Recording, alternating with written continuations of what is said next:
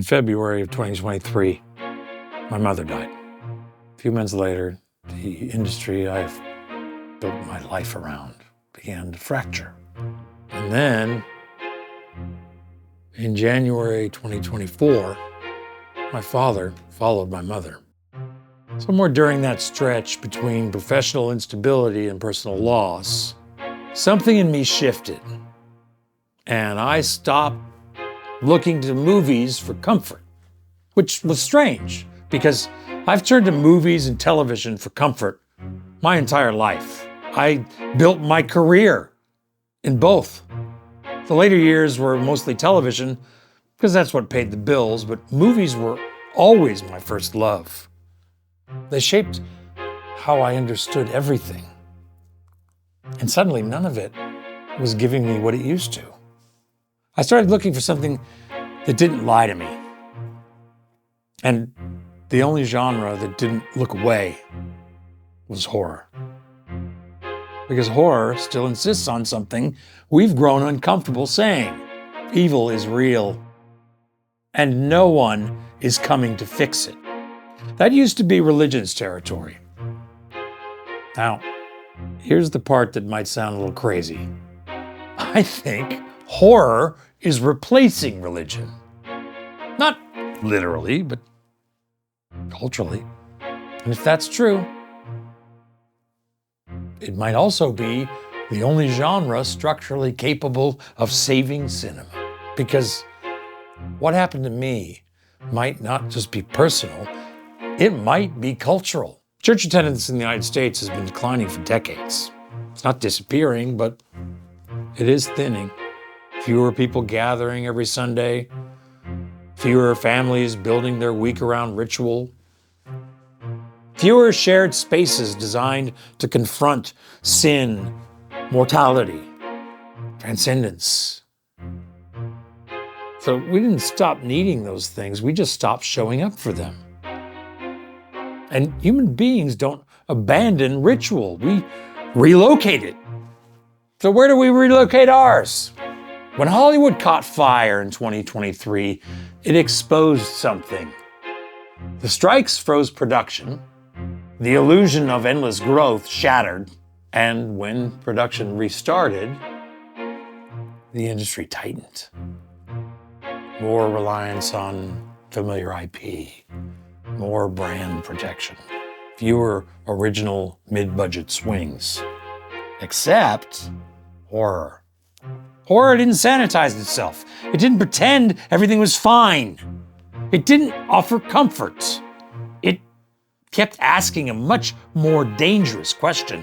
What if the darkness isn't metaphorical? Religion once gave us structure to confront death, sin, judgment, sacrifice.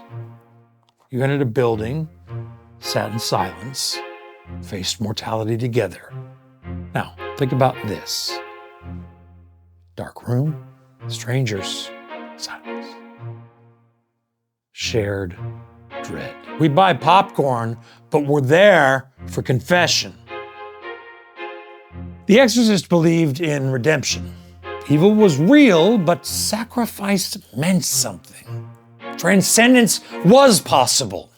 But something changed. And this is where horror stopped comforting us. Hereditary doesn't offer rescue. It offers inevitability, bloodline, curse, inherited guilt. No divine interruption. The Witch isn't terrifying because of the devil. It's terrifying because no one answers. Silence is the horror. And here's the shift. Modern horror isn't asking, how do we defeat evil? It's asking, what if evil is structural? Midsommar gives us ritual and belonging, but no grace. Just community built around destruction. A church without salvation.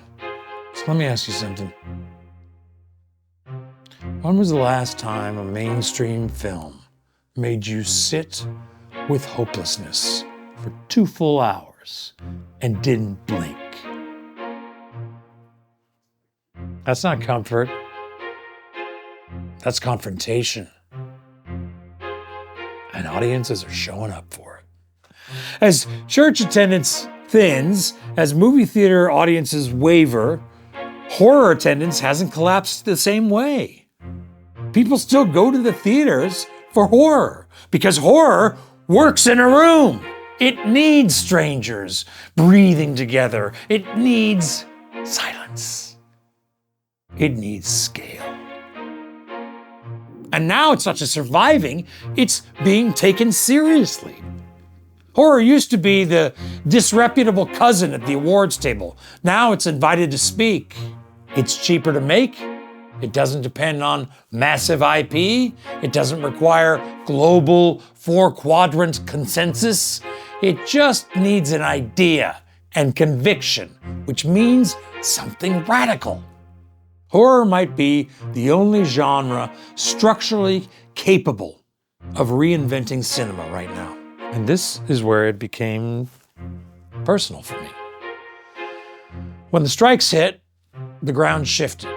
Television, post-production, the world I built most of my later career in, started evaporating. I lived through the 2007 strike. That one hurt, no question. But this one felt different. That one was like a pause. This was like a system failure. And at the same time as all that was happening, I lost both of my parents. Mortality stopped being theoretical. It became immediate. There's a strange clarity that comes when you realize later is a fantasy. It rearranges your priorities. It rearranges your fear. So what do when the industry you trusted cracks and the people who gave you life are gone? You either numb yourself or you build something that scares you. I'm building a vampire series, and on the surface, it's about immortality, but underneath, it's about inheritance, bloodlines, legacy. What we pass down, what we can't escape. The fear that we are echoes of the people who came before us, and the fear that we disappear. That's grief. That's mortality. That's me wrestling with what survives.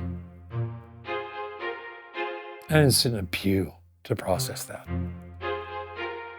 I built a story around monsters.